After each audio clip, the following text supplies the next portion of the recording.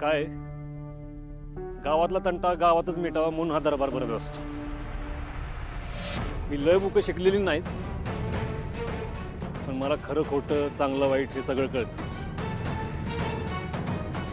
आणि तुम्ही मला विचाराल तर द्रुपदा काही चुकीचं बोलत नाही. तिला त्यांच्या आई वडिलांच्या प्रॉपर्टीतला हिस्सा मिळालाच पाहिजे.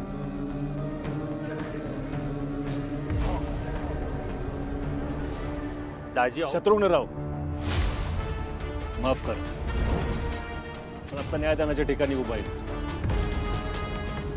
त्यामुळे मी आता कोणाचा नवरा नाही, कोणाचा मुलगा नाही, कोणाचा भाऊ नाही, ना कोणाचा दाजी.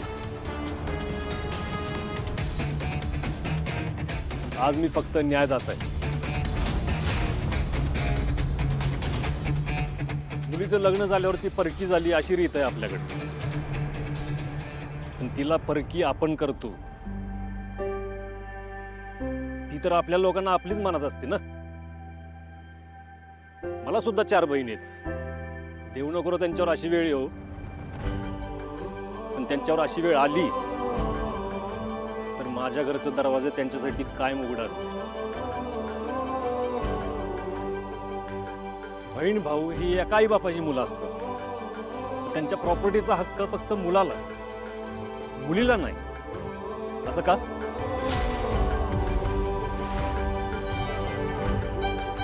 आई बापाच्या माघारी बहीण ही भावाची जबाबदारी असती.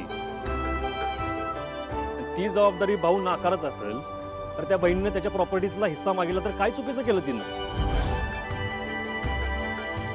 बहिणीचं लग्न करणं हे भावाचं कर्तव्य असतं मंगेश भाऊ. व्यवहार नसतो 4 चौकात बोलून दाखवायला. मंगेश आणि राजेशराव, तुम्ही तुमच्या आई बापाचा सांभाळ केलाय असं म्हणताय तुम्ही. जेव्हा त्या अंथरुणाला खेळून होती तेव्हा ही तुमची मोठी बहीण, तिला तुमची आई होताना बघितलंय आम्ही.